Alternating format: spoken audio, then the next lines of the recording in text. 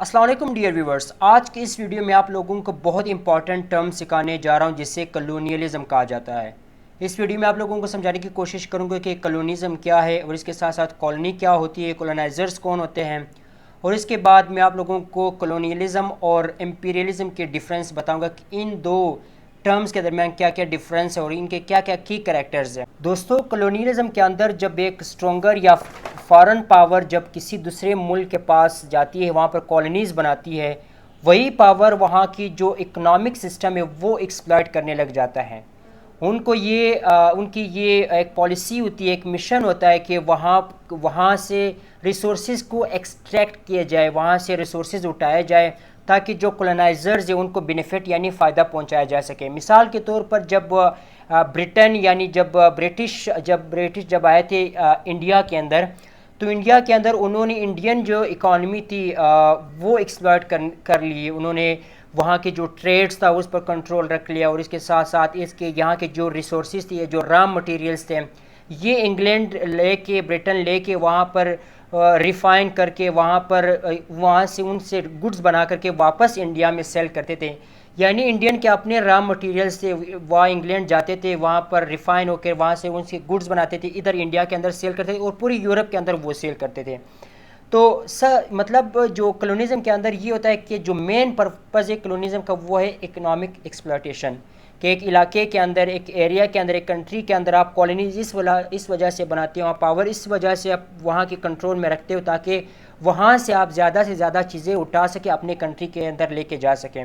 جس طرح پاکستان نہیں بلکہ ابھی جو پاکستان اور انڈیا ہے، جسے پہلے سب کنٹیننٹ کہا جاتا تھا، تو یہاں سے برٹن جو انگلینڈ تھا، یہاں سے کوئلہ لائک گولڈ تک، گولڈ، اس کے علاوہ اور بھی بہت سارے را مٹیریلز یہاں سے لے کے جا کے وہاں پر وہ اپنی کنٹری کے مفاد کے لیے، بزنس کے لیے یوز کرتے تھے۔ تو دوستو، ایک کلونیزم ایک ڈیبیٹ ہے پوری دنیا کے اندر، جو کہ یہ جو کلونیزم یہ 15 سنچری سے لے کر 20 سنچری تک یورپین کنٹریز کی یہ کوشش رہی کہ وہ پوری دنیا کے اندر کالونیز بنائے، اسپیشلی ان کنٹریز کے اندر جو بالکل کمزور ہے، وہاں پر بہت سارے ریسورسز موجود ہیں، جس طرح پھر میں پاکستان اور انڈیا کا نام لے رہا ہوں، سب کنٹیننٹ، اسی طرح افریقن کنٹریز، ان کے اندر جو یورپین کنٹریز تھیں، ان کی یہ کوشش ہوتی تھی کہ وہ جا کر کالونیز بنائیں اور وہاں سے زیادہ ٹریڈ، مطلب اکنامک ایکسپلائٹیشن کر کے، تو وہاں پر اپنی پالیسیز بنا کر کے ان کو ایکسپلائٹ کر کے اپنے ملک کو فائدہ پہنچایا جا سکے۔ دوستو، کلونیزم کے اندر بہت ساری چیزیں ہوتی ہیں، فیکٹرز ہوتے ہیں، لائک کریکٹرسٹکس ہوتے ہیں۔ سب سے پہلے یہ کہ فزیکل پریزنس کولونائزرز وہاں پہ بناتے ہیں۔ جس طرح میں نے کہا تھا کہ وہ اس علاقے کے اندر سیٹل ہو جاتے ہیں، کالونی بناتے ہیں، تو وہاں پر وہ اپنا ایک فزیکل پریزنس بنا لیتے ہیں، وہاں پر وہاں کولونائزرز آ جاتے ہیں، اپنی کالونی بناتے ہیں، تو وہاں کی ایکسپلائٹیشن شروع ہو جاتی ہے۔ اسی کے ساتھ ساتھ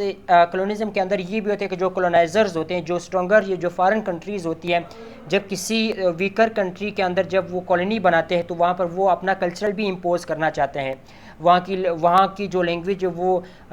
لائک نیچے رکھنا چاہتی ہے، اور جو اپنی لینگویج ہے وہ پرومیننٹ رکھنا چاہتی ہے، وہ پروموٹ کرنا چاہتی ہے۔ اس کی اگزامپل آپ کو انڈیا اور پاکستان میں ملا کہ یہاں پر کولونائزرز رہ چکے ہیں، اسی طرح ان کی جو لینگویج ہے وہ زیادہ تر کولونائزر کی طرف انکلائنڈ ہے، ان کا جو کلچر ہے، جو ڈریسنگ وغیرہ ان کی یہ کوشش ہوتی ہے کہ زیادہ وہی ڈریسنگ کرے جو کولونائزر کی تھی۔ اس کے ساتھ ساتھ کہا یہ جاتا ہے کہ جو کولونائزرز تھے، جو یورپین کنٹریز تھی، ان کی یہ کوشش تھی کہ وہ کنٹریز دوسرے کنٹریز کے اندر جا کر اپنی جو ریلیجن ہے وہ اسپریڈ کر سکے، جسے ریلیجس مشنریز بھی کہا جاتا ہے، کہ ڈیفرنٹ